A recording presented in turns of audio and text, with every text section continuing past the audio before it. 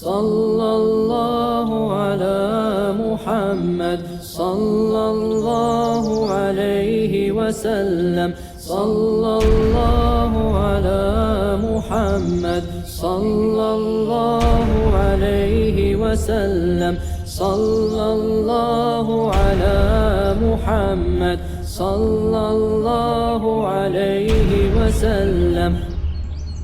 بسم اللہ الرحمن الرحیم۔ قصیدہ بردہ شریف کی فصل ہے غزوات نبی صلی اللہ علیہ وسلم، شعر نمبر 118 اور 119 میں خوش آمدید۔ راعت قلوب العدا انباء بعثته كنبأة اجفلت غفلا من الغنم ما زال يلقاهم في كل معترك حتى حقوا بالقنا لحما على وضم۔ دشمن کے دلوں کو خوف زدہ کر دیا آپ صلی اللہ علیہ وسلم کی بعثت کی خبروں نے، جیسا کہ کوئی اچانک آہٹ بے خبر بکریوں کو گھبراہٹ میں مبتلا کر دیتی ہے۔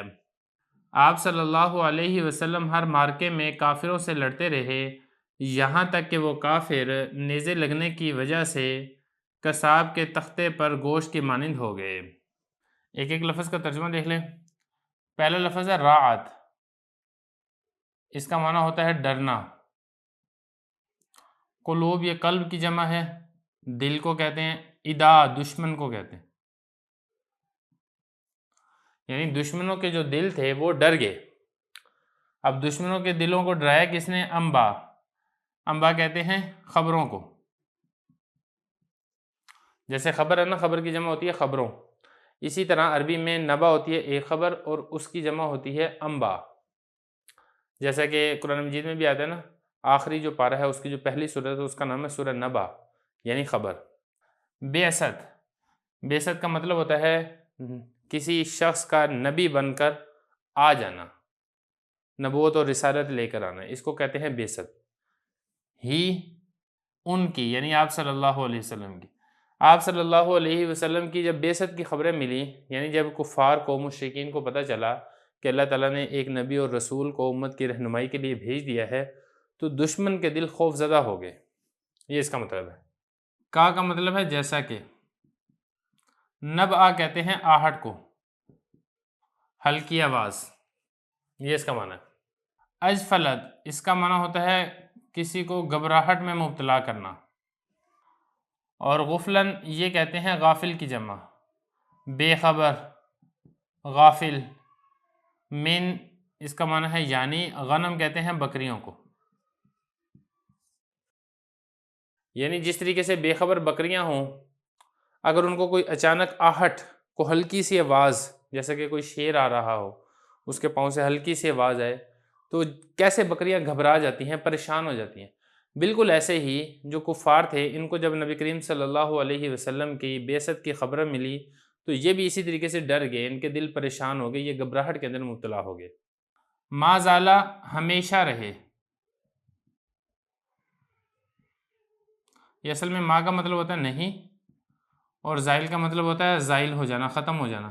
ختم نہیں ہونا مطلب ہے ہمیشہ رہنا۔ یلقا اس کا مطلب یہ ملاقات سے ہے، ملنا۔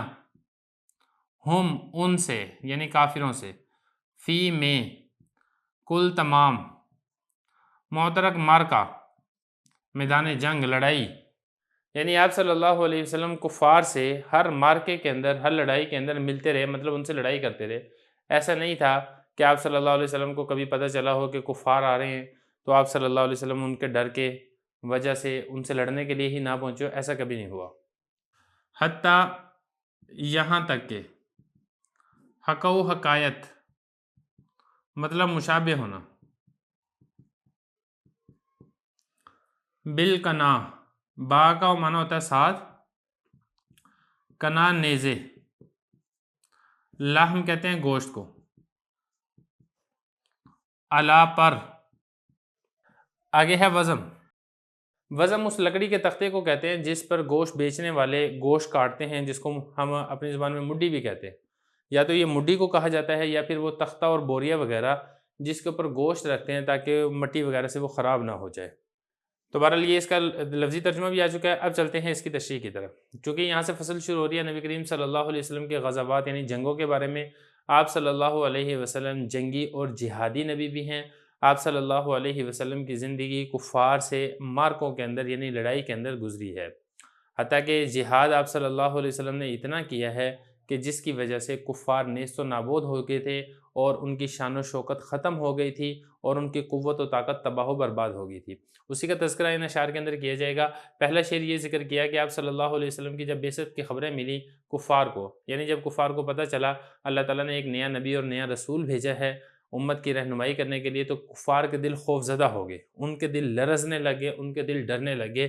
ان کی ایسی حالت ہوگی جس طریقے سے کوئی بکریاں کا ریوڑ ہو اور وہاں پہ کوئی شیر آ جائے۔ اب شیر آنے سے جو ہلکی سی آواز پیدا ہوتی ہے، آہٹ ہوتی ہے، جب بکریوں کو پتہ چلتا ہے کہ یہاں پہ کوئی شیر آ گیا ہے یا کوئی اور موذی درندہ آ گیا ہے جو ہمیں چیر پھاڑ کر کھا جائے گا، تو بکریوں کے اندر جیسے گھبراہٹ پیدا ہو جاتی ہے اور ڈر کے مارے وہ ادھر ادھر بھاگنے لگ جاتی ہیں، بالکل ایسے ہی کفار اور مشرکین کے دل نبی کریم صلی اللہ علیہ وسلم کی بعثت کی خبروں سے ایسے لرزنے لگے، گھبرانے لگے۔ ان کو پتہ چل گیا کہ ہمارا یہ جو ظلم اور زیادتی کا دور ہے یہ اب ختم ہو جائے گا اور اب ہمارا تیا پانچا ہو کے رہے گا۔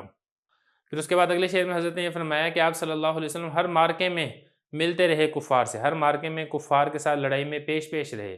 ایسا نہیں ہوا کہ صحابہ کو تو آگے کر دیا اور خود اپنی جان بچانے کے لیے پیچھے ہٹ گئے ہوں، یا لڑائی لڑنے کے بجائے جان بوجھ کر صلح کر لی ہو، ایسا نہیں ہوا۔ صلح جب بھی کی گئی ہے وہ کسی مصلحت کے پیش نظر کی گئی ہے، لڑائی کے ڈر کی وجہ سے یا کفار و مشرکین کے خوف کی وجہ سے آپ صلی اللہ علیہ وسلم نے کبھی لڑائی سے منہ نہیں پھیرا ہے، کبھی آپ صلی اللہ علیہ وسلم لڑائی کرنے سے نہیں رکے ہیں۔ اس حد تک لڑائی کی ہے کہ کفار کا مار مار کے ان کی ایسی حالت ہو گئی تھی جیسا کہ مڈی کے اوپر جو قصاب کی مڈی ہوتی ہے اس کے اوپر گوشت کا قیمہ نہیں ہو جاتا، بالکل ایسی حالت ہوگی۔ ایسا آپ صلی اللہ علیہ وسلم نے اور صحابہ نے کفار کو مزہ چکھایا، ان کی طاقت کو، ان کی قوت کو نیست و نابود کر کے رکھ دیا۔